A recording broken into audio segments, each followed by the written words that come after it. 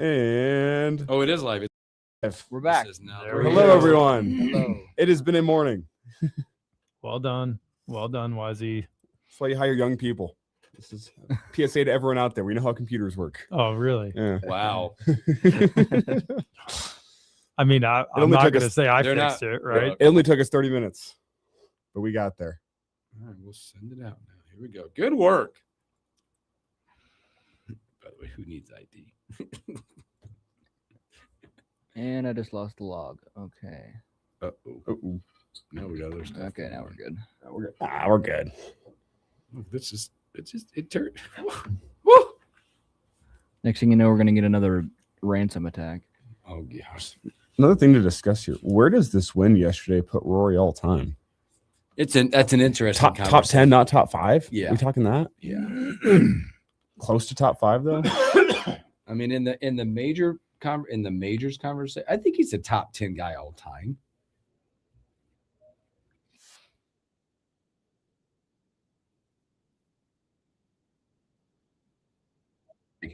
Generational type stuff now. You know? That was his 5th major. That was his 5th major of all time. There'll be storylines to watch the rest of this year.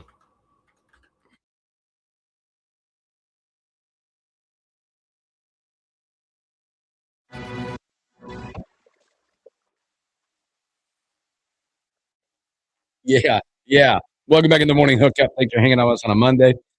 Great topic. You asked a question in the stream. Where does this rank Roy of all time as a golfer? I think that's a generational conversation. I think he's top 10. Is he the best of his generation? Maybe is the question. That's his 6th major. I tell you one, 6th major. 2 PGAs, 2 Masters, 1 U.S. Open, 1 Open. Probably the most since Tiger. How many career victories? He's lower on that list. He's low, yeah. Rory. And people are going to say, well, that's because the fields are so much tougher and there's been more first-time winners in the last 5 to 8 years than there's ever been. Yeah. People always want to kind of do that to Tiger and like, well, I didn't have the same. But Tiger won 82 times with, 15 majors? That's why it's the conversation. Like, we're talking Tiger and Jack conversation is like MJ LeBron conversation right now.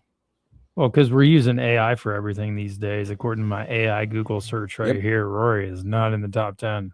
Just going to put it out there. Rory's now tied for 19th in all-time wins, but he's 12th in major victories. Yeah. Who's he chasing in that current golfers in that mode in victories? In total victories? Yeah. Because I think he's going to be – I think the golfers nowadays, the Schefflers – the Rorys, the Brooks Koepkas are going to be judged on majors, not wins anymore. I don't ever see in our lifetime, mine for sure, seeing someone win 82 times based on the way the fields are and their limited play. Active golfers that are ahead of him right now are, let's see, Phil Mickelson, kind of Tiger Woods, Vijay Singh. Yeah. On the all-time, that's just all-time wins. All-time wins, but in majors. In majors, he's tied with Phil Mickelson, and that's the only, I guess Tiger's kind of active. Yeah, I think you're right now when you're talking about Roy, like he's going to be, there's a new comparison going on. I don't think he's in the Tiger, Jack, Phil conversation. It's him versus Scotty of this era. Because watch out this year. There's 2 storylines this year from the major perspective. Is Scotty Scheffler there's 2 golfers this year that can complete the career Grand Slam. Scotty Scheffler needs the U.S. Open coming up in June to solidify that. And Jordan Spieth, I believe, needs the PGA Championship this year. I will say Rory's been doing it a lot longer than Scotty has, though, too, right? Like another 10 years longer than Scotty's been doing it. And Scotty's got 4 majors and 20 tour wins. Scotty's runs have been about a 5-year run. Yeah. That's the crazy part. He started winning. His first win was in 2022. And it doesn't feel like it's been that long, but he's been You guys running it should for a while. go back in the history book and you look about, and we'll wrap up golf here because I want to ask some questions about advantages and influences in sports. Go back in the books of books. Scotty Scheffler was I want to say it's a Corn Ferry win here in Lincoln, Nebraska. Oh wow. Oh, Wilderness that's Ridge. exciting. He owns these. I believe that still owns course record Mhm. at that golf course. That was not that long ago, but his run has been a window of opportunity that he walked through at the Waste Management 4 or 5 years ago, and has been dominant ever since. Right. Oh, I mean, he was climbing the leaderboards. There was a time yesterday when I thought, okay, Scotty's going to win this thing. He played his 3 rounds. Like, honestly, he opened up. Was it round 1 or 2 was rough, but he shoots 7 under. He goes 65, 68. And then he hit a birdie putt yesterday. Oh, that thing that just And I looked at one of my buddies and I was like, uh-oh, here we go. But interesting. But I want to ask about, you mentioned about advantages and influences, Mhm. because you hear these guys talk about, who was your influence in sports? Like, who got you going? Because I always talk about, like, I always want to be, as a parent, like, I always ask my kids, like, what's your purpose? Who was your influence? Who got you to where? Because Roy talked about his dad a lot, and who got you to the sport and what it meant to get to that sport. Man, I honestly don't know. I think I just kind of liked playing sports more than anything. People talk about, and that's something that always comes up, right? They always ask athletes or actors or just really successful business people, right? Like, how, what was your motivation and how'd you get there? And I think we put a little bit too much emphasis on that sometimes, with having to have this thing, right, that gets you going, when in reality it's just kind of like you just want to win, right? I'd use a somewhat local guy as an example, and that's Danny Woodhead. Yep. Right. I'd be surprised if you asked Danny if you'd say, oh no, there's this one thing in my life that made it happen. But because I know his brother, he's one of my partners, and he says that no matter what he's doing, Danny just wants to win. He's just hyper competitive about things. And I think that's as much a drive as anything. Like, you look at these guys at the top of the list, like we all saw leading up to the Masters last year when they were doing all the exposés on Rory and everything else. I mean, the kid was 6 years old and playing golf all the time, right? Some people just really love doing things, right? I mean, Wayne Gretzky was 3, right? Yep. Skating, and they couldn't keep him off the ice. Like, there's just folks like that. I mean, even I'm gonna use Deion Sanders as an example. People tell stories about Deion going, literally stopping in the middle of a date to go and run stadium stairs, right? That's what he was going to go do because he just had to do it. Or Ray Lewis busting out a deck of cards in his apartment and just turning over the number and doing push-ups based on it. Like, there are some people who are just there, and I think too often we try to find meaning for why somebody did that. Like, at some point, it's just people want to do it, right? And you don't have to ascribe a event or circumstance to what keeps people going. Some people just want to win. When it's I think you hear it a lot, and I mean, some people just have the God-given talent and drive to go and be a professional athlete. It's just early on in their life they found their calling. You just wake up and there's a lightning bolt in your right arm. You can just throw it. Yeah. There are people who are just that way. And there are people who just want to, they just can't help themselves but outwork everybody else. Right. And they just want to do it, And then there are other people who need a lot of motivation, and a lot of push, and a lot of help along the way. But even then, like, you don't go from average to good to great, and great to, a legend, right? Without you doing the work. Now, nobody else can do the work for you. And so there's only so much external motivation that can help that. So I don't know. I never really had anyone, right? I always played sports a year older because my parents didn't want to take us to do 2 different events or practices, which is fine. And so my dad actually used to lie about my age on all of our signups when we were young, right? So that my brother and I would be on the same team. So were you guys like fraternal twins according to the sports organization? Yeah, in theory, except like 6 months apart, right? Wait. Do the math there. I don't know, right? Like you can do the math there, but so it's like I don't know how it worked, but he kills me my that parents would just people out lie there and didn't say they check. were twins. Yeah, Okay. my parents would just lie and say we were twins when I was growing up, so that we could be on the same teams. That's fantastic. That's awesome. Which Yeah. also led me to talk about the advantages, because I look at some of these individuals that play sports, or in your situation, you got to play with your older brother. Complete advantage to play up. The advantage. So I is talk to about those play up. advantages. Do you play up, or the advantage of some kids? I think there's sports families. You grow up and you're like, well, that the pedigree is really good, so they're going to be really good. And then you start thinking about maybe where you went. You went to Nebraska.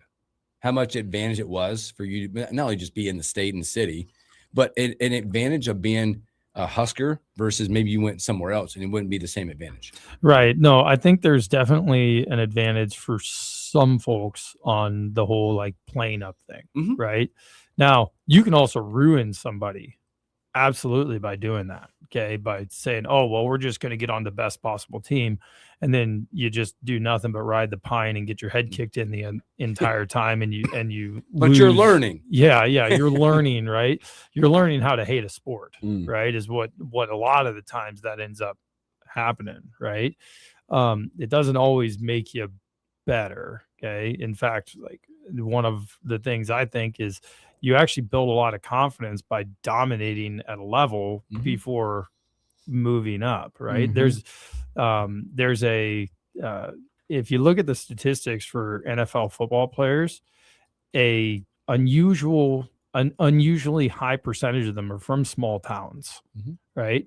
And it's not that there's more people in small towns. There's more people in huge metro areas where you can have competition all the time and all these things. But there's a theory out there that the reason why there are so many is because they dominated every single sport they played, and they earned that. They learned how to dominate and how to be the best, and they wanted to be the best, and they got accustomed to winning, and that drove them further, Well, right? And to your point earlier about Danny Woodhead, a lot of people will tell you that growing up, football wasn't his best sport. He dominated soccer. He was an all-state soccer player at, I think, North Platte. Mhm. And a lot of people will tell you he was a better high school soccer player, better youth soccer player than he was a football player, but he had that love for football and Mhm. goes off and you see he turns an NFL career out of it. But he was one of those guys that, again, goes out there, and North Platte's not the biggest community out there. It's not a small town, just in case there's anyone out there listening from North Platte, but it's a smaller community. And he went and dominated all the sports that he played growing up in that community. And that's, I think, a great example of what you're talking about.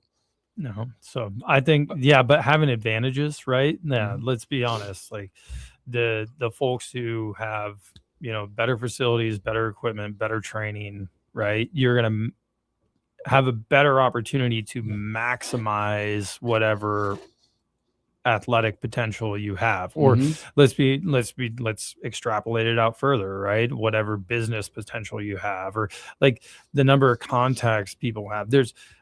People don't go to Harvard, right? Because, just because they're the smartest person in the room, they also decide to go to Harvard and they become successful out of that, is because all of a sudden they're surrounded by other people who, a lot of whom came from wealthy families, right? Or more advantageous backgrounds, right? Who, oh, lo and behold, my roommate's, family runs I'm just going to say restaurant empire. Right. Oh, and I'm interested in the restaurant business. Maybe I hang out with this guy, or this person, is a hedge fund manager at, on Wall Street, and I'm getting into finance. Let's make these contacts and connections. Like those kind of associations are real, and they help. Right. And so using those advantages, I don't blame Rory at all for doing it. No. And I think that led to I was leading to that conversation I think we had last week about this types of stuff. A's want to be with A's and sometimes B pluses. A's don't want to be with the D's and the F's. right? And sometimes the D's and F's don't want to be with the A's. Most And of the time. Most of the time, right? Unless it's like a group project back in school and those D's and the F's, they want to get carried by the A Yeah. student. But Yeah. the A student's Group gonna be projects, angry. yeah. So it's just interesting. We talk about influences and advantages. So, all right, let's take another break. Good. By the way, good morning, Logan. Thanks for hanging out with us. Appreciate you. Morning, Todd. They're all in. It took us a while to get you in, but we're in. So we'll take a break and we'll come back with more with the doctor.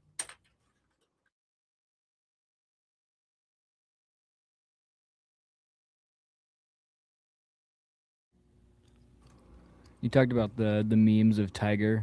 There was a lot of good ones of I'm gonna butcher his name, but Hao Tong Lee. Oh, yeah. When he's over way over in the forest, and it's like me when everybody else in my group is putting out, and I'm over here. Yeah. Did you see Hao Tong's hilarious. Dude, he went +8. That's a tough day, man. That was on the back. You ever seen some of his stuff, like how he learned English? He watched Kevin Hart movies. Yes.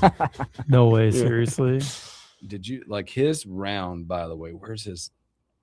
We looked at his scorecard because remember, he started the day like He was like in contention. He started the day at -7. he shot 80, but it was he was even par after 9. He went +7 on 44. the back 9. He made a 10 on 13. Yeah, Oh, Did you see his shot that he hit on Saturday on 15? No. Absolutely phenomenal. It's every one of us. We pipe our drive down the middle on a par 5. There's the water up front. We're going to go for it. He topped it. It was a laser that what we would call a worm burner, dead into the water. It never got off the ground. It just dribbled all the way down the fairway. He topped it. Let it be known, if I pipe a drive on a par 5, I'm still laying up every single time. It could be in my bag to go for the green. Why would I? I could get there in 3.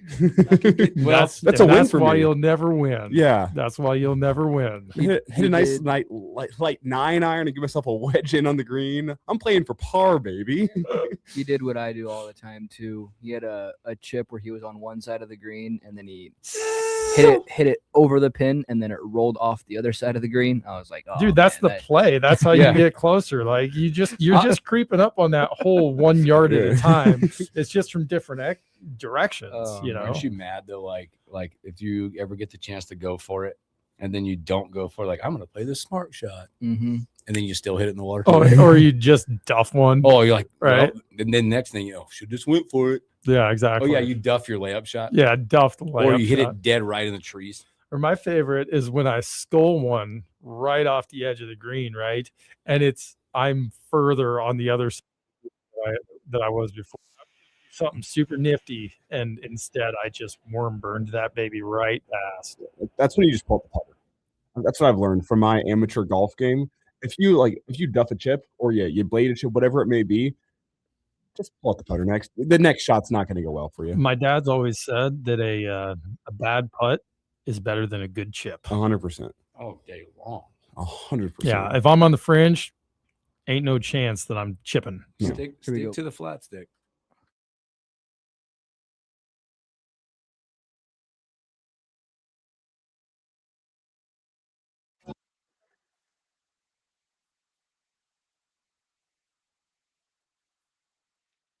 Welcome back to the morning hookup. We got Elijah bopping over here. Great song. I think he enjoys this. Rasputin, very interesting historical figure. If you guys want to look into it. Was he actually the lover of the Russian queen? I don't believe so. But he did kind of have that whole family. This one too? It's That's the song. Oh, I'm like, are you guys hearing somebody talking to me? I don't know this song. Right. What's playing? Did you Yeah, I know didn't know that song either. Really? Like, Okay. Well, Rasputin. you guys had to really look at the whole piece is past. You guys never played Just Dance. No. You can probably tell me the condition where whenever you start bleeding, your body can't clot. You keep on bleeding. Hemophilia? Yes. So the child of the Russian Tsar at the time had hemophilia, and the only person that ever had any success like getting their child to stop bleeding was Rasputin. He was just some homeless guy in Russia. And he had kind of like worked his way into the Russian inner circle, and one of the reasons why the Tsar was overthrown was Rasputin. He was a weird character. Anyway, long story short, he had a whole bunch of influence over the Russian Empire, just some random vagrant in Russia, but his magical healing powers, the Russian family was like, well, we can't get rid of him because he's only 15 years old. Anyway, And then he died a horrible death. yeah, Like, got assassinated in like 15 different ways. yeah, he got assassinated. Because they shot him, but then he didn't die, so then they Poisoned him. they poisoned him first, and Poisoned that him. didn't kill him, and then they shot him, and then he still didn't die, so then they tossed him in a bag and tossed him in the freezing river, and then shot him even more. Taking one for the Old times. Old Taking one for times. the team. I want to ask you this. We're going back to this. I want to ask real quick about the playing up, playing down for athletes. Playing up, the PSA for maybe some orthopedic challenges, maybe younger kids playing up. Oh, In yeah. sports. So There's some development oh to yeah. be careful with. Oh, absolutely. Like it especially when you're contact sports, right? Mhm. You're in contact sports, there's a certain amount of size, strength, and speed that has to be there in order to safely do it, right? And especially as we're in the preteen and early teenage years, there's such a wide discrepancy and variability between size, strength, and speed of athletes that even if you may want them to play up, right, it may not be very bright to do it because they're just going to be at risk of getting crushed. It's a good story. My brother, after his it was his freshman year of high school, and like the freshman season ends before the varsity season, so they help like freshmen go swing up and be practice dummies. His first day, he got assigned to block Gerald Foster when I play at Nebraska. I could not believe the size of the bruise that my brother had across his chest from just getting smacked by Gerald Foster. I'm like, oof, yeah, that's playing up for you as a 15-year-old going and playing a guy who's off to go to Nebraska here soon. Yeah, so they've got to be physically ready, right? They've also got to be mentally ready to do it. Now, staying at the same level that you're currently at, and learning how to win and learning how to compete and learning how to dominate is also important. And there's also, people talk, well, if I have them play up, they'll develop more. I'm like, that's not entirely true, right? So I'll use hockey as an example. If you have the best player on the team, okay, and then they take the opportunity to go and play up the next season, and they go from being the first line player to the fourth line player. Now, all of a sudden, in all your games, instead of getting, to play 20 plus minutes a game, being on power plays and penalty kills and all those situational events, now you're playing 10 minutes a game. You're not on power play. You're not on penalty kill. You're not in any of those situational components. You're getting less touches. You're getting less opportunities. And is your development really that much better? Maybe not, right? Versus if you stay down, you're playing first line minutes, power play, penalty kill, doing all the things, right? And so the same thing applies to other sports. Now, in individual based sports, I don't see any real problem with the kind of whole play up thing as long as they can compete at that level, right? Like tennis, golf, obviously. I'm sure there are a bunch of others out there that I'm not thinking of. Gymnastics, right? Gymnastics, there's a reason they've got levels, right? It's just, can you do this skill or not, right? And if you can, that's your level, right? But for a lot of team sports, I'd be cautious with getting enamored with the idea of playing up. Baseball, you could probably get away with it a lot, right? But again, more the baseball side, I just watch for what you talk about. It's the mental development more than anything playing up. Because I look at sports and I am all for the not play up because I think, especially in baseball, athletes' arms that are in use stay in use. Athletes' arms that are not in use tend to get hurt. Oh yeah, for sure. With less activity. Yeah. Or it's a lot like playing up. Sometimes you become the pinch runner guy when you play up, and that's all you do. How do you keep the legs straight? It's just athletes are like airplanes. They got to be in the air moving or they get broke. That's fair. You know? Bill Hooks, airplane mechanic. Yeah. Well, I just Big airplane guy. I've heard about He's a it. big plane guy. He and Rory. I was hanging out with Rory the weekend. We met up. Hooksy next week taking the private jet down to Augusta. Yeah, old PJ and He's gonna finish up the morning hookup, take the private jet down, and be back in time to pick the kids up from That's school. all it works. you just let me know if you manage to get to play that course. Never. Yeah. Never. That's a never ever gonna happen moment. Yeah. Best of luck to you. It's like the number 2 most private place in the What's number 1? Pine Valley. Look up Mhm. Pine Valley out in, I believe it's out in Jersey. I think they ranked that as the number 1 most exclusive place. Golf course. Augusta National number 2, which is crazy. Pioneer National number 3. Oh, Pioneer nice. National number 3. Yeah. That was tough that to get question. tea time. That out was there. an interesting question we had yesterday because we were like, well, Rory won again. I did not, because it's only been the 4th time ever. We had to think, who puts the jacket on? And it's the chairman of the board. Oh, that's It was a lonely Butler Because but no the no cabin yesterday. There's no low amateur. There's no former champion. It was lonely None. in there. It was him and the Ridley in the cabin. That was it. Because, like I said, all the amateurs missed the cut. Rory's there by himself because he's there. That was it. anticlimactic. I was rooting for a new champ. I really Were thought. you? I was hoping they're the two guys. Well, I know Scotty's not a new champ, but I was rooting for Rose. And he had a good, Rose now. front 9, and then he just fell apart on the back. He fell apart. He just man. missed. He just missed opportunity. That's what I said. I think it was missed opportunities for the golfers that didn't win. What was the length of time it took to play that last round? Well, let's see. Uh, Rory went off at 1. So it would have been like 5 hours. 150. Is that right? 145, I believe, is he went off at 145-ish yesterday. I'm just curious because that's one thing that's happened. The average longer and length is longer. like 6 hours in these rounds. Boy, that was too quick for a Monday. That was a fast hour. DrDaneTodd.com, 402-484-4012 if you need the doc. Thanks, Doc. Have a great week, my friend. We'll Thanks, take a boys. break. When we come back, Evan Bland, Omaha World Hair stories that we missed, and some basketball talk. There's other guys visiting. We'll see what happens. Sit back, relax. We'll be right back.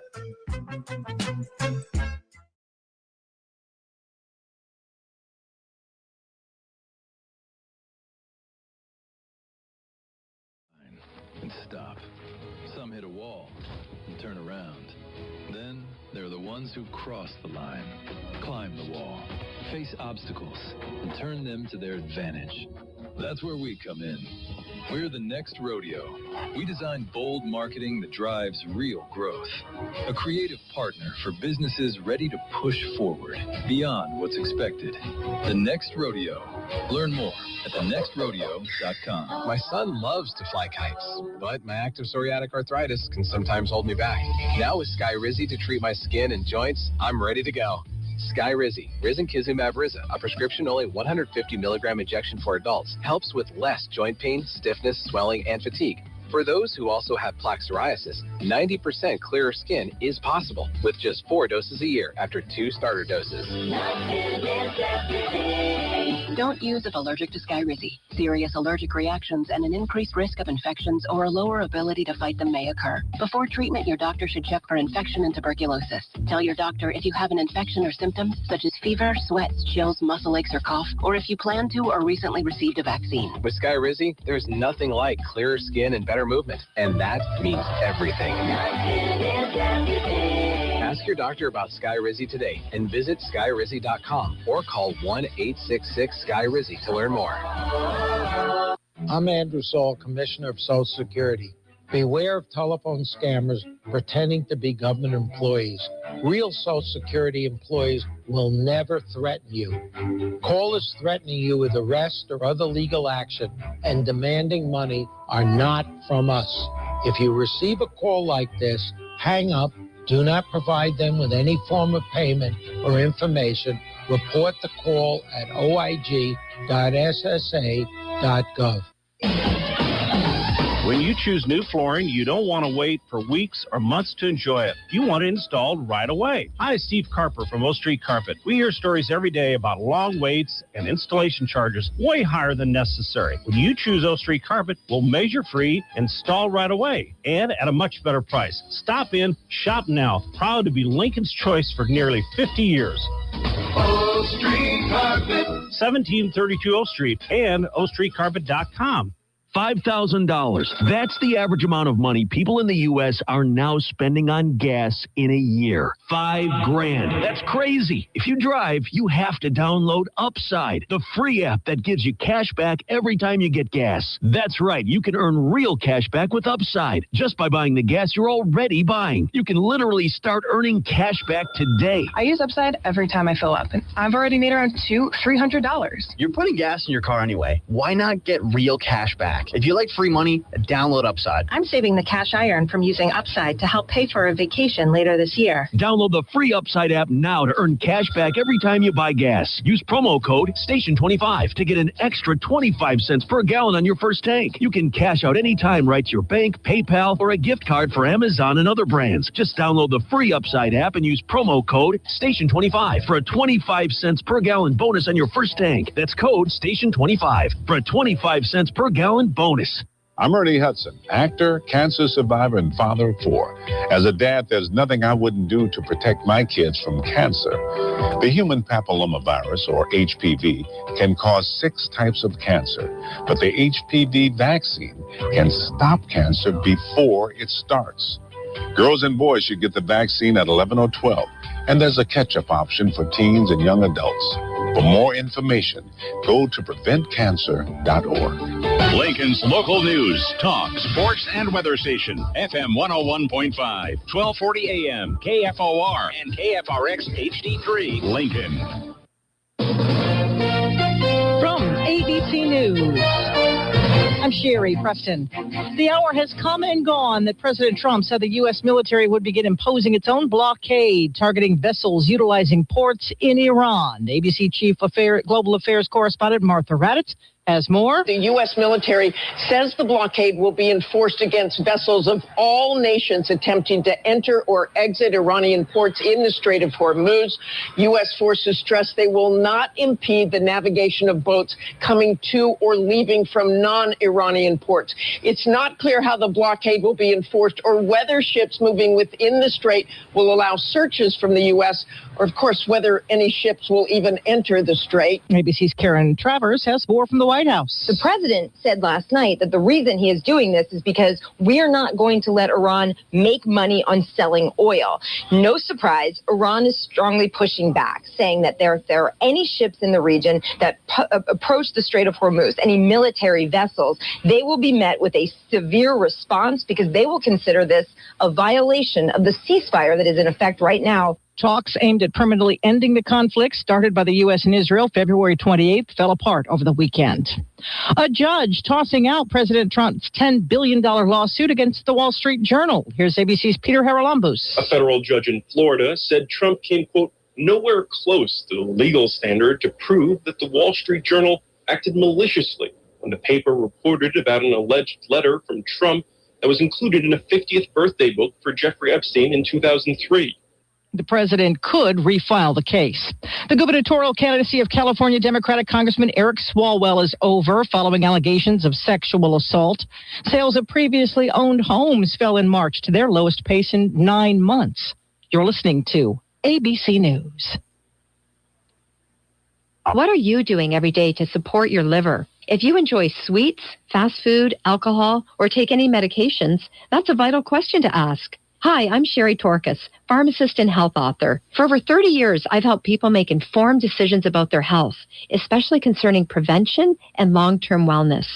Supporting your liver isn't just a wellness trend, it's a daily essential. That's why I recommend Active Liver by New Nordic. It's made with plant-based ingredients like milk thistle, turmeric, and globe artichoke, herbs clinically studied for the protective and restorative effects on the liver. Active Liver blends traditional herbal wisdom with modern scientific research. Not all supplements are created equal. I trust Active Liver because it's backed by science, meets strict quality standards, and delivers true daily liver support. Active Liver is available online at Amazon or NewNordicUSA.com. Or you can find it in stores at CVS, Meijer Grocery, Wegmans, And now Active Liver is available at your local GM.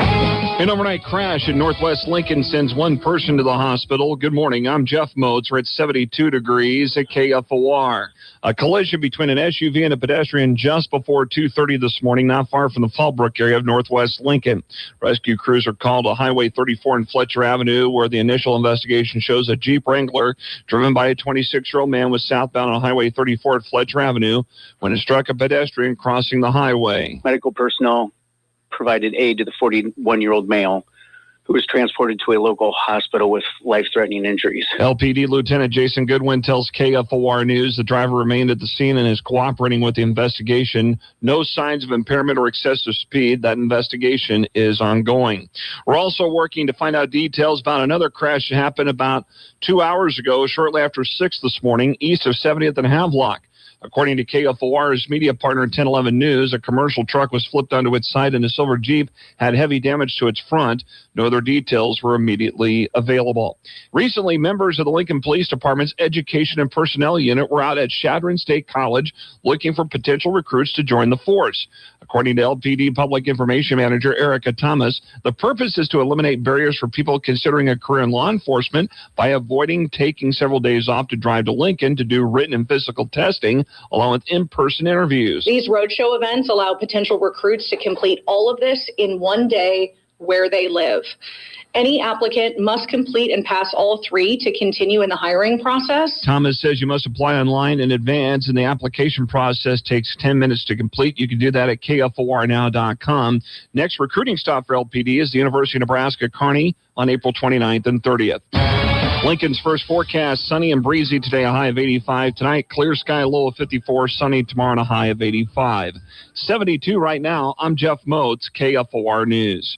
Your chance at winning $1,000 is happening right now at Lincoln's KFOR. Just enter this winning word by texting it to 402-258-2800 and you could be our next 1K a day winner. Here is this hour's winning word. Down. D-O-W-N. Down.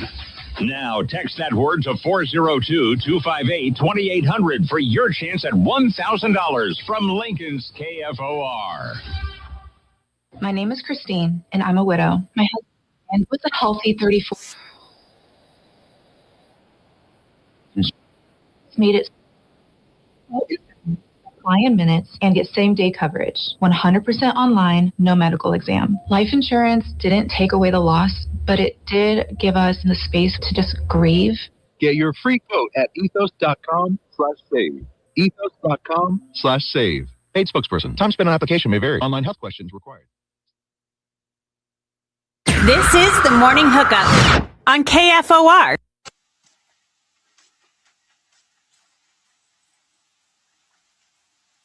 Welcome back to the Morning Hookup, hour number 2. Thanks for hanging out with us on a beautiful Monday. Special thanks here to the Dr. Dane Todd. DrDaneTodd.com. Go check him out. Any orthopedic needs out there? What up, Kenny? Good to hear from you, brother. Hope you're doing well. That's a great question. That's a debatable question. What do you guys think? Hey, Bill, what do you think about all the people wanting Sergio to lose his privilege?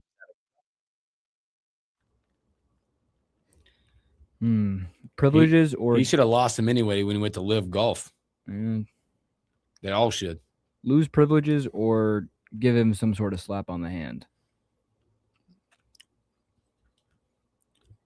The Masters is different. Yeah. That's all I'll say. It's exclusive. It's elite. Mm-hmm. You're also expected to act different on that stage. Mm-hmm.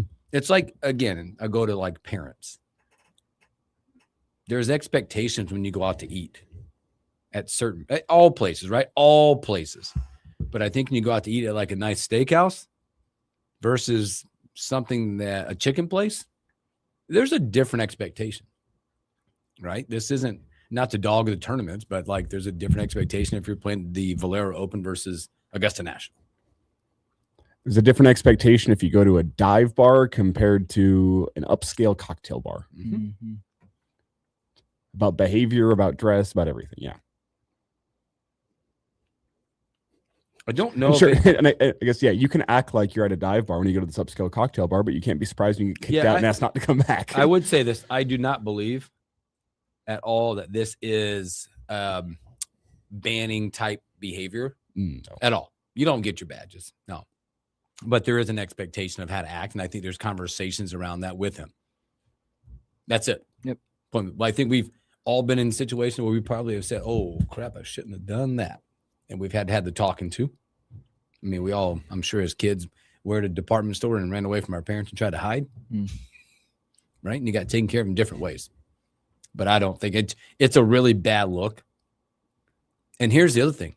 Now, you should never have done it. No golfer, I don't care where you're at. Honestly, take out Augusta National. There's a way to act on golf courses.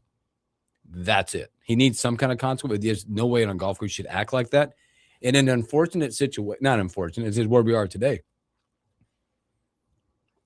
The amount of coverage that the Masters had in the last few years. I was talking to someone, one of my good, like our Masters party where we're at. He talked about when Jack won it in 1986. The coverage didn't even go live. And he remembers not seeing any Masters coverage until Jack was on like number 12. Where now, for 4 days, we could watch every single shot for the most part at these tournaments. Well, and this is one of the reasons why I think the Masters, and to me, it feels bigger right now than it did 10 years ago. The Masters is huge. And part of the reason is because of how they do the TV media rights. You don't need to pay anything. You don't need to have an account on anything. You can watch all day, Thursday and Friday, just by going to the Masters website. And watch the range and watch whatever. Yeah. So it's accessible. And there's in this day and age we're in streaming right now, sports has become, for the most part, a lot less accessible. Hey, if you want to watch this sport, you got to have Peacock. If you want to watch this sport, you got to watch. You got to have Paramount Plus. If you want to watch this, you got to have Amazon Prime. You got to have Netflix if you want to watch this boxing event. Like, there's so many sports out there that are inaccessible. No, hey, on top of all that, you got to have YouTube TV or a traditional TV cable service in order to watch this sport. The Masters is one of the few sports out there. Hey, if you just have an internet connection, you can watch. Yes. And that's what I think has blown it up so big, is the Masters has done their coverage. They have done their TV media rights correctly. Yes, totally agree. Now, absolutely. You're going to make it accessible. And hey, the one day, Sunday afternoon, if you want to watch the leaders, you got to have a traditional TV site, but you can also just go to some sports bar and watch it as well. They've done it so perfectly, and that's what has blown it up. Yes. And I wish other sports would take notice. I agree. And I think you also have to read the room. Sergio, let's just call it, because that's what we're talking about here. Sergio. Former Masters champions will be covered. You got to know where you're at in that stage. Well, I think you also, it's like I always tell my my parents do the, but my kids, when you walk into any restaurant, you need to act the part just based on what we do, right? Act right. You got to know who you are, what you're doing, and where you're at. Sergio, I think he missed that. Well, do you think the reaction changes at all if Sergio hits a bad drive and he's in the lead for the Masters? Brother, you are teeing off early in the day. You are not up there on the leaderboard. You're not in contention here. I know these guys that make it to a Sunday at the Masters are all some of the utmost competitors. Their competitive drive is, compared to the general population, special. But come on, brother. You're 14 strokes back right now. Why are you destroying a tee box? And again, it's a competitiveness, but man. Like, do you think the reaction to Sergio changes at all if he's in the lead at the Masters and does that on a tee box? Obviously, people are going to be like, you can't do that. But do you think he gets an official reprimand if he's in the lead? Yes. You do? At Augusta National, yes. Okay. And it's broadcasted even more. Because I think at that time, if Sergio had been in the lead or up towards the leaderboard, more eyes would have seen it, and Augusta National would have an obligation to react and show everyone that that's not right. We are handling the situation no matter if you're in first place or if you're in 54th. Right? That's how you set standards, I think, too. Kenny said, I have to say the best seat is at home for the match. You'll win again this year, and you see more by being at home. Yeah, man. Kenny's a longtime friend of mine. I haven't seen her for a minute while. I'm glad you popped in today, my friend. Nebraska basketball still has visitors popping in and out. Our big guy got on campus. Fielder got on campus. How you feel about this one? Because I know it's a big one. We talked about it like the other day, him getting to campus. And you feel like that statement we made the other day is still true? He left without a deal, headed to Washington. Concerning. You never like that. So simple. In today's portal era, if you don't sign the dotted line on your campus, while they're on campus, your odds of landing that individual drop a ton. Man, yeah, that's one out there also being reported as well. Well, and this is not hard and fast, but to put it simply, like this, not for everything, not for everyone. Yep. But to put it simply, if you leave campus without signing, it's because whatever school you're visiting, this isn't just a Nebraska thing. This is around. It doesn't have everything you want, so you're gonna go check out another school and see if they have closer to what you want. Yep. Oh, just check it out. Maybe it wasn't there yet. If you're satisfied, if you've seen everything you need to see, you don't need to go off and go visit Washington or insert school here. You just sign the dotted line. It means there's some level of trepidation that you want to go see something else first, which is not good. We're not sitting here saying this isn't going to get done, so don't come and say, well, what if he signs? It just lessens the chance. Yeah. Because, and again, it's an odd situation when you talk about, because as Nebraska, you want to get it done, you're done. But I'm also going to tell you, from the kid perspective, you probably need to make sure you're doing all your due diligence to make it right. The last thing that we want, I guess, as a fan or whatever, is that you don't want what we went through with football. We get commitments, then they go somewhere else and get decommitments. You just don't want to play the game. And that's now they will be hosting they've already hosted a couple guards. Utah Valley point guard, I think we mentioned his name last week. Yeah, Trevin Linhart. Yep. Is on a visit, and then they'll also be hosting Illinois State guard Tyreek Coleman coming up from the guard spot, because those are the two spots we talked about, those guards and the big man. And a lot of what I've heard about Coleman is him in a Fred Hoiberg offense would be awesome. The style of play he is similar to Jamarcus Lawrence. He would fit like a glove in this system. Well, and I don't think there's been a name that Nebraska's been linked to so far in the portal cycle that you go, that doesn't seem to fit. Right. Right. And it's even better than in previous, because in previous years there's been guys, and I guess we'll see how the coming days play out. Mm-hmm. There's been previous years where you look at a guy and go, doesn't strike me as a Fred Hoiberg guy. We'll see how it goes. Mm-hmm. Braxton Mia being one. Yep. Andrew Morgan is Raleigh Worcester, however you want to go with it. Didn't necessarily seem to fit. All the names that you're hearing, you go, you see the fit, which I think speaks to how Nebraska's season played out. Mm-hmm. The fact that you can go and make calls and people are going to listen because, hey, Nebraska just made a Sweet 16 run. I got a Sweet 16 team that wants me. Oh, and look at the system I fit in. Like the names this year seem to make sense. We'll see where things go, because after a week of the portal being open, the defining feature of this year's portal seems to be everyone is commanding a price that is higher than everyone expected going into the portal window. Yes. If you were to backtrack a week, I think all the numbers that coaches had in mind for players were a ton lower than what these names or than what these guys are actually asking for. Mm-hmm. The market this year has gone wild. They're getting the books going. Wait a minute. Also, I think there's that influence of people that have signed already, and you hear numbers floating around what they got. You're like, wait a minute, they got that. But I will shout out. I think the Nebraska basketball staff, when you're seeing players, all the players you're hearing that you're connected, they fit. You're getting the sense that Nebraska staff knows exactly who they want, what they want, how they want it, and they're not going to budge from it. Now, there could be a situation, I don't foresee it happening, that you get that Nebraska staff is not getting desperate. And that's how this program will continue to move forward. It's not getting desperate and going, oh, you want $1 million? I'll get you $1 million, whatever. It's a very calculated situation, because Nebraska basketball in the landscape of college basketball can't miss. They've missed over time. The last few years they've hit, which has led to a Sweet 16, so they cannot afford to miss and waste money and continue the progress on the path that they're on to make another dance. Be a lot more to come. I would anticipate some movement this week. Oh yeah, this is the week. I think you got what you're getting through was remember the portal was open, then it was a no contact versus unless on campus contact. It was all Zoom. Now you're getting the lay line of visits to get them here to see what's going on. This is where I think this is the week for a lot of schools. Hands start shaking, pens start going to paper. Yeah, they've got your hand and they're forcing it down. So, can we say probably going to be an eventful next 72 hours for Nebraska basketball? Yes. Yes. I did believe that the opening weekend was going to be slightly busier for Nebraska than it ended up being. You get the one name to sign on the dotted line with Sam Worm. But once you start getting into this week now, we have 7 days left in the portal window, technically. I think by 72 hours. We'll give it 72 hours. Mm-hmm. And you're going to start getting a sense of where Nebraska's at and where they're headed. Yeah, but by Wednesday night, you should be through plan A's and plan B's type players. Fun times as we do it. So, all right, let's take a break. When we come back, it's baseball time. Weekend of missed opportunities.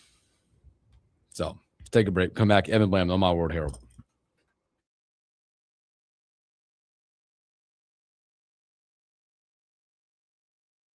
Open. Yeah. Speaking of the portal, did you guys see who Louisville got? Everybody. Badunga and Shellstead. Yeah. Now they're trying to get Blackwell from Wisconsin. How much NIL do you guys have? They have a lot. They have a lot. They have a lot. They spent a lot last year, too, and did not really pay. I mean, got them in the dance, but they weren't. Honestly, 2 consecutive years of the money not quite living up to the results. Yep. Or sorry, the results not quite living up to the money. I had that backwards.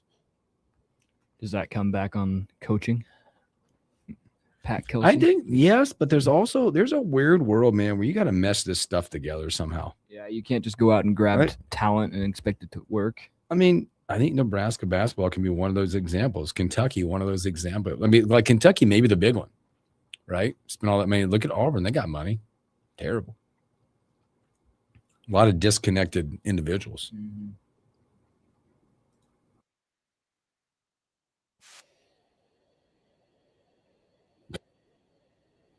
All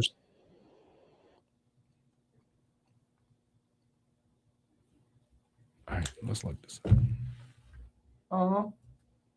Pretty good, isn't it?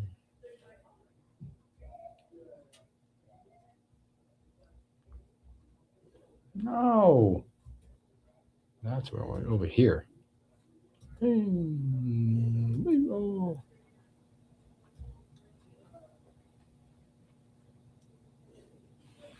What did the bullpen do? The bullpen let us down. Bats were good. Did you find the big rock? If you can't find a rock, Daddy's got this. There we go. That is a lovely silver. Did you find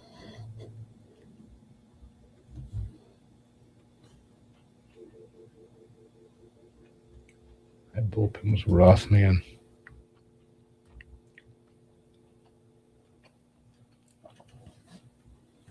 I mean, yesterday they were pretty good. The bats weren't effective yesterday.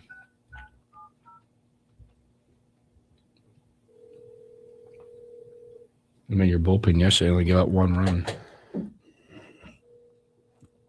You know?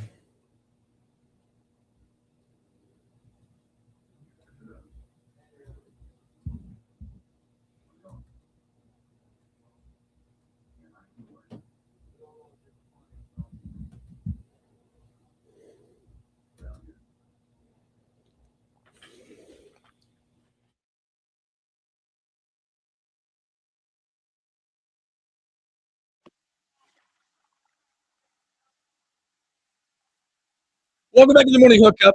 For our guy from My World Herald, Evan Bland. Evan, happy Monday. Happy Monday, guys. That was actually a victory this week. It just wasn't the weekend for us. Looking at Nebraska baseball going out to Eugene. Let's look at the series as a whole. We'll dig into individual games and players. But I felt like, when you look at this series and you bundle it all up together, to me, it just felt like the series where you didn't have throughout the weekend. You had certain things going, but every day you had something not working on one facet of the game for Nebraska. Maybe it was the bats were going, then your bullpen wasn't going, then you got good starting pitching, and then your bats weren't going. It felt like that weekend where it all just didn't come together in one singular game. Yeah, I think that's probably fair. it didn't seem like it was a great weekend for the starting rotation overall. Ty Horn had a short outing, and Carson Yassa was up and down. Cooper Kasky probably had the best showing of the three and didn't have a ton of run support. But, the series overall was very entertaining. Ultimately, Nebraska drops a pair of one-run games, both of which came right down to the very end. They were a base hit on Friday away from taking the lead in the ninth inning with 2 outs and came a little bit short. And then, Saturday they come back and from 5 runs down, one of their bigger rallies of the year to win that game. So, I thought it was a little harsh that they dropped out of the top 25 this week when you look at it.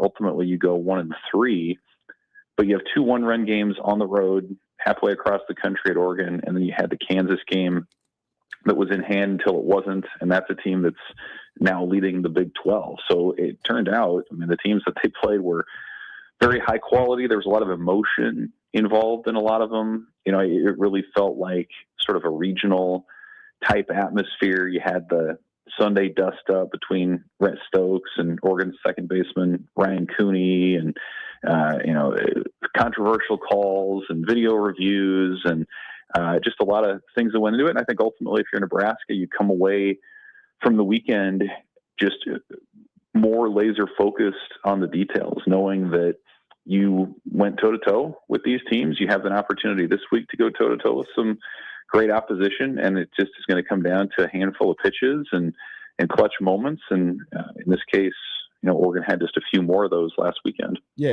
and to your point, I felt like the 4 games against Kansas and then the 3 against Oregon, it just felt like those are the teams that are on Nebraska's level. They felt super evenly matched, and not to kind of just repeat what you said, it felt like if the results of the past 7 days were 3-1 as opposed to 1-3, it would not feel necessarily wrong. It's just Nebraska found teams that were at its level. It's tough to go on the road against Oregon, especially given the weather conditions. But as you look forward, I don't think that is a series that totally derails your season or derails your chances at being a hosting regional team if you can go out and take care of business over the next 7 days or so. Yeah, I think so. I think that's true. You look at the RPI into the new week. Nebraska essentially stayed even, which is pretty common when you go on the road, like true road series against a team of Oregon's caliber. Like if you can take one, you're probably going to tread water. And that's what happened when Nebraska went to Auburn at the end of February and took one. They actually moved up slightly. So that's the RPI upside of it, is you can lose the series and it doesn't hurt you that much. And so now you have, this is the last major home weekend of the year where you have one more series in May at home, but really this is that last chance to make a push in terms of a national opponent. Creighton's going to be tough on Tuesday. I would imagine Nebraska's going to have to piece it together a little bit because they used Gavin Blackowitz extensively for 50-plus pitches on Sunday. So I imagine that'd be a Price Bender game and then a bullpen sort of situation. But then, you have USC, the college baseball GOAT, or like the OG of College World Series titles, coming to Lincoln for the first time ever. And it kind of feels like one of those old Big 12 series where you have a ranked team coming in and there's just a lot at stake near the top of the standings and postseason ramifications. So I think, USC's RPI is right around top 10, I think number 8 right now. So if you win a home series like that, certainly you're beating a team that's also an aspiring regional host and a team that's right in the mix in the Big Ten. So it should be a fun weekend, another chance to move up. And if you do take that series, obviously you need to continue taking care of business the rest of the way, but this would put you back in that position, probably put you back in the national rankings, to do some things in the postseason. It's Evan Bland with us from the Omaha World Herald. And Evan, I want to ask you about the pitching rotation as a whole, specifically the back end. A guy like Ty Horn coming into this season, you thought he was going to be one of your top guys, and through 9 starts, he sits at a 4.68 ERA. The walk numbers are up, and teams are seemingly, seeing his pitches pretty well. How do you feel about him going forward, and maybe do they move him into a different role, or what do you think about how this team manages the rotation near the end of the season? Yeah, that'll be something I'll be curious to ask Will Bolt about this week if they want to look at that a little bit. That was something that Ty Horn had run into last season at times too, where he would get into the fifth and run into trouble. And, it's sort of a pattern now the last few starts for Horn where he struggles to go more than 4 innings, maybe 5. And it's just, if you're talking about trying to be one of the best teams in college baseball, the teams at the top have Friday guys that are reliably going 6 and 7 innings, striking out a batter per inning right around there. And then that allows you to be a little bit more, have more options with your bullpen. And so when you go 4, then that kind of forces your hand a little bit. And so what they've essentially done is they've used Tucker Timmerman as sort of a, co-starter with Horn. So he's gone 3 or 4, and then Tucker Timmerman's come on in extended relief, which is fine.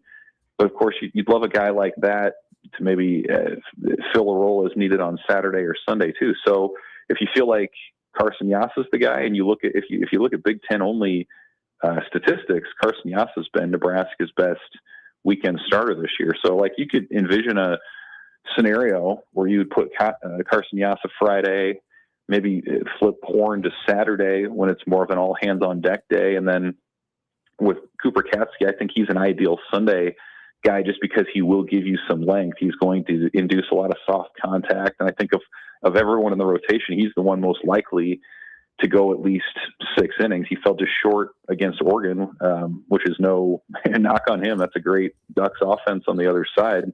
But I think you could see a scenario maybe where you flip those top 2 guys just as another way to optimize the bullpen and give Nebraska some more options with their arms that they just haven't had these last couple weekends. With that, let's just say they do that. How much growing concern would it be if we're this late in the season and they're doing that, flipping guys around, or and also how much concern would it be for that? And are we more concerned with the starting part of this rotation not getting deep into games, or is it more of the extended bullpen time that we've had to use as of late?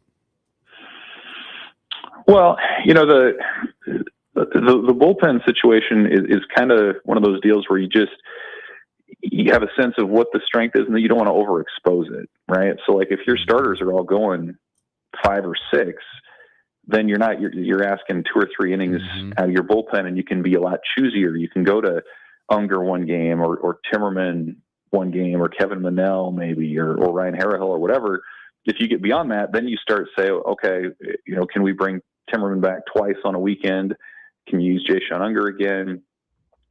So you're either using guys multiple times, or you're going a little deeper into the pen maybe than you feel comfortable with. So I think that's kind of what they're trying to work through right now. And I think when you break down a college baseball series, ideally you get your Friday workhorse who can maybe turn it over to a closer, or maybe 2 relievers in short appearances.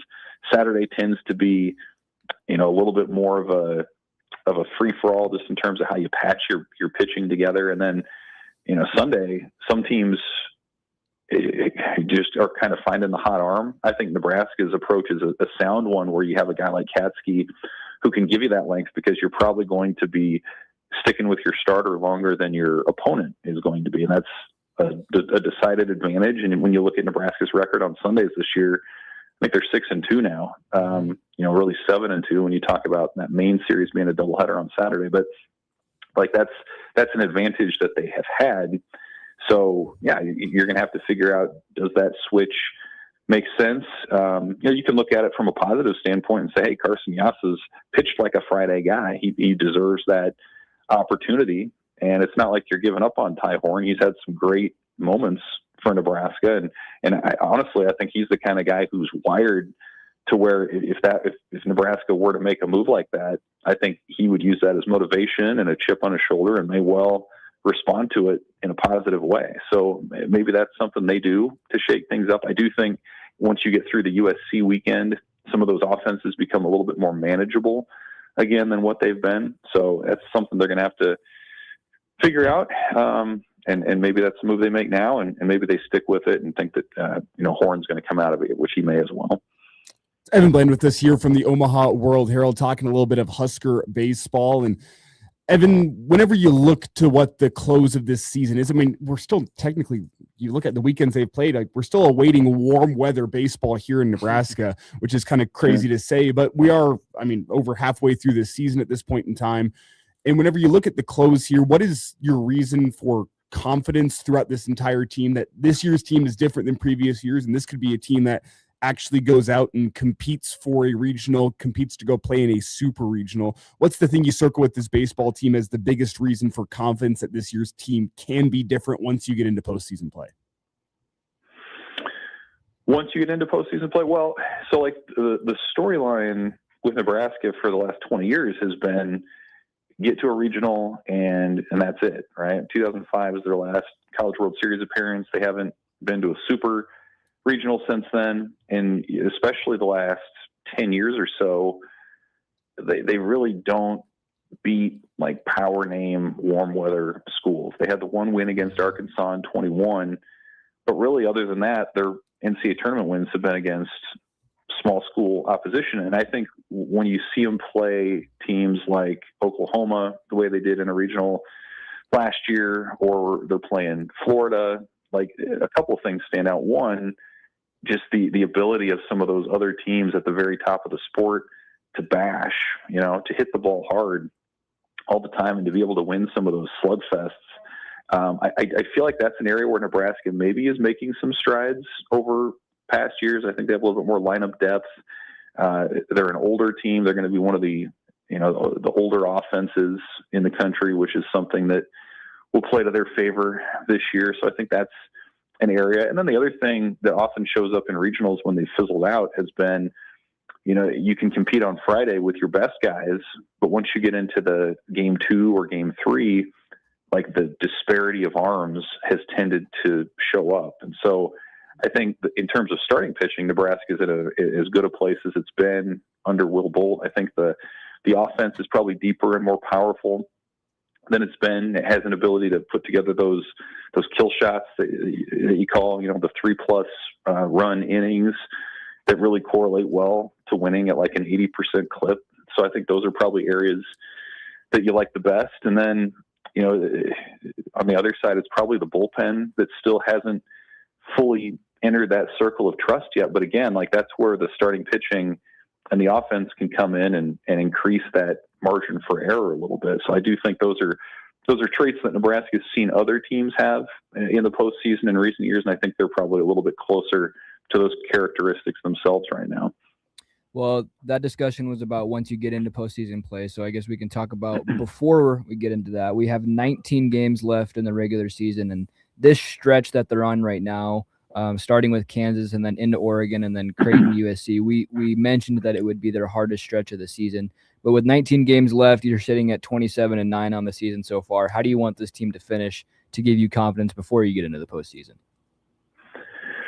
I think you want to keep winning weekends. Like that's where you start. And the teams after USC, like they should be winning those weekends. They should go to Illinois and win the series. They should go to Ohio State and win that. Iowa, Minnesota. Like these are not world-beating teams. These are teams that in all likelihood are not going to be in the at-large discussion for the postseason. They're going to be fighting for a conference tournament berths and things like that. So I think you just need to take care of business that way. You'd love it if the bullpen would solidify a little bit and you'd find some guys that step up. Maybe Jalen Worthley becomes a guy that you can really lean hard on in key moments against left-handers. Maybe Ryan Harrahill takes that next step. He's shown flashes at times. Chase Olson's been a guy that they like.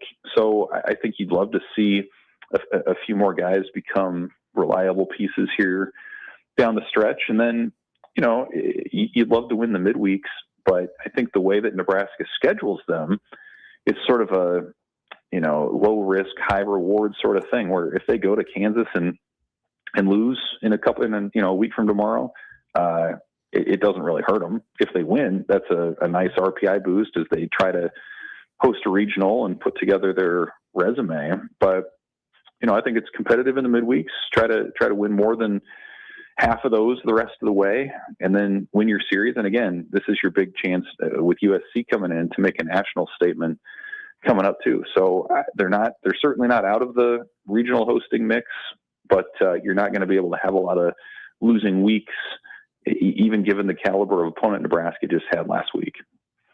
Evan Bland with us here from the Omaha World Herald, the morning hookup. And Evan, as we kind of wind down some baseball talk here, I do want to get your thoughts on what's happening on the other field down at the Haymarket Park complex. That softball, a sweep weekend for the Huskers. Jordy Ball, almost a no-hitter. The Husker baseball team is kind of flirting with that regional host line, but this Husker softball team, they seem solidified in that. Just what could the end of April, or excuse me, the end of May be with Husker softball and Husker baseball potentially playing postseason play? It just feels like from a on the diamond point of view, both softball and baseball, this is a special year for Nebraska.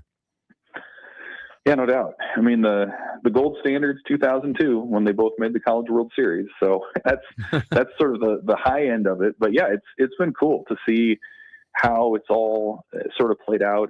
When they've both been at home, it's been fun. I don't believe the schedule allows them to be playing at home the rest of the way. Like if softball's hosting the postseason, Nebraska's on the road or in the Big Ten tournament. But it's been really cool. You know, those teams share the Alex Gordon training complex, and so they, you know, interact quite a bit, and obviously just the nature of the sports are pretty similar. So I think it's been fun for fans to be able to pay attention to both and check in on softball and then walk across the sidewalk to Hawks Field and see what's going on over there. And, you know, it's sometimes in the summer, like when other sports haven't gone well and if it's not going great, it feel like kind of a slog. But this year it's sort of continued the excitement from basketball season where people are, I mean, genuinely looking forward to a potential postseason run. I mean, yeah, I don't see a scenario really where softball's not hosting in a super regional and having a chance to go back to Oklahoma City. And like we said with baseball, I think they're equipped to challenge to win a regional.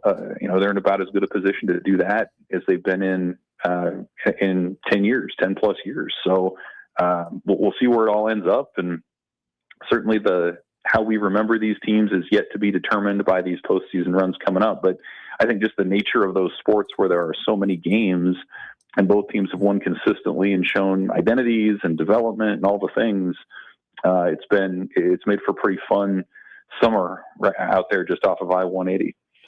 You know, Evan, something else, again, Huskers doing great stuff, but something special. I hope you got a chance yesterday is like us. I was at a Masters party. We had both things happen. We had the Masters we had Nebraska baseball going on, but did you get a chance to watch a Masters Sunday and thought, if you did, thoughts on the Masters and then watching Roy get it done for the fourth time ever, back-to-back green jackets? Yeah, I checked in a little bit. I was pretty locked in on the baseball. Yep. I did see, you know, Roy won and it was competitive and there was some back and forth. And I mean, it never lacks for drama. Like you got to give it that. And it's still one of the greatest, you know, like made for TV sporting events, just with the beauty and the theatrics that go into it. And so that's all pretty cool. I continue to, golf is interesting to me because I'm waiting for sort of that next era, that post Tiger Woods era of someone to really capture the imagination of people. I think Rory's done that as a golfer. It feels like a lot of these guys they're so good at what they do, but there's not a ton of intrigue off the course necessarily. Mm-hmm. So, you know, it's fascinating to me to see how high of quality their games are. But like, can it continue to draw in the casual fans the way that Tiger Woods and Phil Mickelson did? You know, I think this was probably a good tournament toward that end for people that like good golf. It's a tournament that never seems to disappoint. And yeah, you know, I think it's good for the sport that a guy like Rory continues to build his legacy and you know, try to approach what some of the past greats in that sport have done. Yeah, you know what? You made a great point there because I love golf. I love watching it. But you go back, I think golf, Roy's a good story. It's a great story. He got the Grand Slam done. Golf misses a villain. That's what it's missing. Yeah. I think it's like you had Tiger Phil battles. You had Jack Arney battles. At one point you had Brooks and DeChambeau, but right now it's kind of cool stories that are happening. Yeah, I agree. Even a guy like John Daly back in the day, like he wasn't always winning, but he was worth watching because you just didn't know what he was going to do. Like he had those crazy drives. So I think that's probably the next step for golf, and I kind of put the NBA in there a little bit too, where it's like you need that transcendent figure to draw in the casual fans, especially in a time when there's so many options for entertainment, so many different things to pay attention to. I don't know that they're there right now, but again, if you like golf, if you follow the history of it, like just the quality of the game right now is, and the depth of players who could win on a given weekend has got to be about as good as it's been. Awesome. Great stuff, Evan. Hey, man, appreciate your time as always on a Monday, man. Thanks for hanging out with us. Have a great week, and we'll talk to you real soon. Thanks, guys. See ya. Evan Blam, Omaha World Herald. Great stuff from him. Let's take our final break and come back with stories that we missed.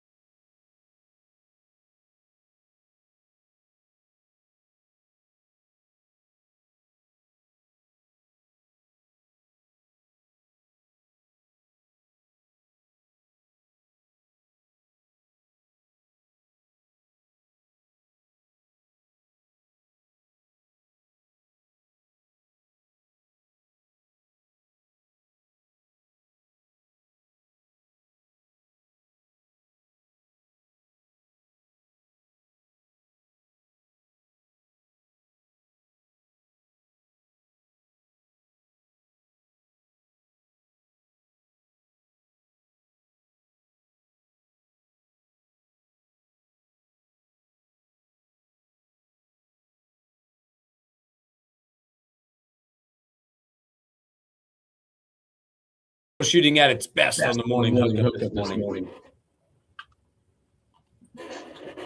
Yeah, it's been an adventure. It's been an adventure. StreamYard, you're flying blind over there. You guys are working together. We got screens over there. Those are out. But you're not sweating. It's not what we do. Cool, calm, collective. Like Rory McIlroy yesterday here, Sunday in Augusta. Cool, calm, and collective got it done. Let's do stories that we missed. I don't know. Yeah. Well, one thing to lead off here, we haven't talked about the NBA playoff. Yes, let's go. Well, the play-ins are also a thing. So Again, we don't care. in the East, starting tomorrow night, we have the Miami Heat taking on the Charlotte Hornets, and we have the Portland Trailblazers taking on the Phoenix Suns over in the West. So that's the Heat and the Charlotte Hornets are 10-9, Blazers and the Suns 8-7. And then Wednesday night, 8-7 in the East, Orlando taking on Philly, and then Golden State taking on LA, the 10-9 in the West. Elsewhere, over in the East, Detroit Pistons locked up the 1 seed. They'll take on the 8 seed in the play-in games, and the Celtics the 2 seed. The Knicks are taking on the Hawks 3v6, and the Cavs taking on the Raptors 4v5. The other end, Oklahoma City is your 1 seed. San Antonio is your 2 seed, waiting on the winners of the play-in tournaments. The Nuggets taking on the Timberwolves, which should be a fun first-round series, and the Lakers taking on the Rockets, which should be another first-round series. That's a lot of fun, depending on who's healthy. So there's the NBA playoff field. I'll watch my Nuggets games, and I'll probably start watching other teams come conference finals time, if I had to guess. That's how I operate in the NBA. Is once the conference finals roll around, I'll actually start paying attention to what's going on elsewhere. That's my favorite team. I'm down with it. I know YZ will watch it from a different perspective, as is Celtics. Boy, an unprecedented 2 seed.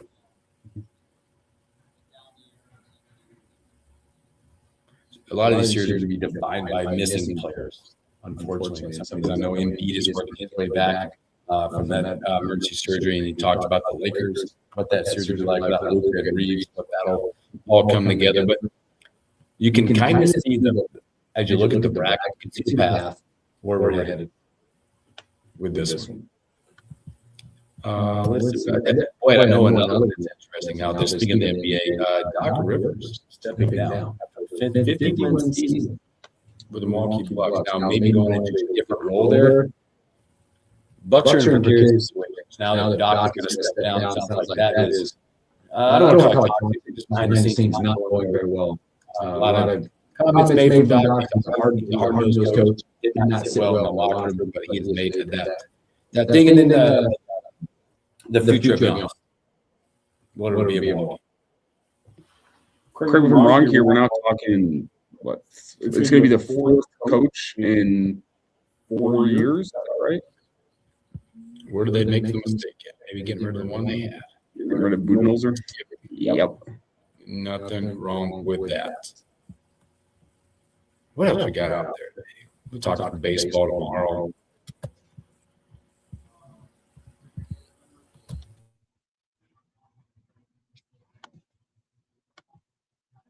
The Chauncey Billups investigation? What? That one's still going on?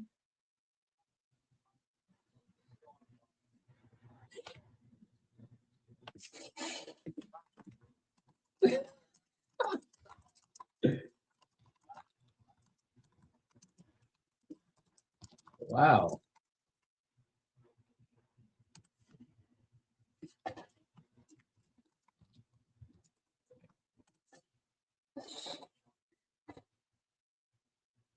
Out there, and we haven't talked baseball yet, but Shohei Ohtani breaks Ichiro's record now. He's like 46 consecutive games now with reaching base save. That's a run that's going on. Also, by the way, also in baseball, the Rockies, after a positive start to this season, a 4-game sweep by the Padres. They returned back to form. Rockies are going to Rocky. It was a close series, though, to be fair. A couple walk-off home runs for the Padres. But yeah, the Rockies 0-4 on that stretch. You're going on vacation soon, right? Good. They are. The Rockies have returned down. That's the keyword, DOWE, to the bottom of the standings. There is one team out there, by the way, that is yet to lose a series. It's not the Red Sox. One team. I saw the stat this morning. I had to go back and look. I'm like, you're right. They have not lost a series yet. And I know we're only 15 games in. Is it the Braves? It is the Braves. They're yet to lose the series. They're hitting the baseball. And that's without having some healthy individuals. But yeah, they're the only team yet to lose a series. It'll happen. Okay, I'm just throwing that out there.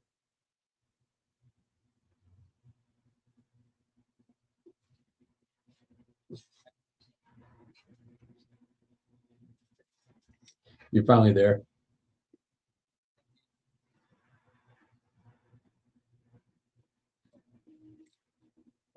As we start looking ahead here, now that we're through the Masters, it's not like the deadest part of the sports calendar, but we're kind of hitting this is a bit of a lull. We have the NFL draft coming up next week. Yep. What are we, a week out? You're getting into NBA and NHL playoffs, which I guess gives you something to watch, but like you're probably still a month and a half away from those playoffs getting really interesting, both in the NBA and the NHL.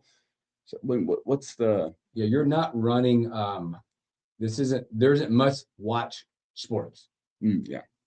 Good way to put it. Honestly, I would say, like in the golf world, even when you're running up to it, the next major is probably, you rank it as the lowest major, I'd say. It's still a major, but the PGA Championship. That's the one nobody runs to. You know, I think the Players gets more ratings than the PGA Championship.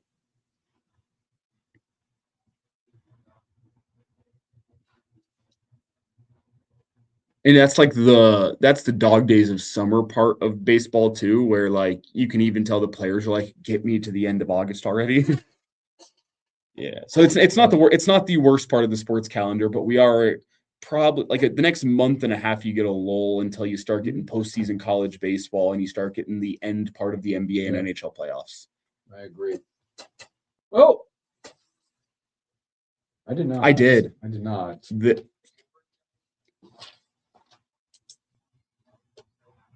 Yeah, there's he won the light interim championship on, I don't think there's a confirmed injury. You saw it could have been Achilles or ACL. I've seen people kind of theorize both, but yeah, knocked out Yuri Prohaska after tearing his ACL seemingly during the fight. Wow, they're built different. They're built different. Greg, yes, he said, did you guys like the multiple streams on the Masters? He had the same 3 TVs going that I had for the NCAA tournament. Yeah, I loved it.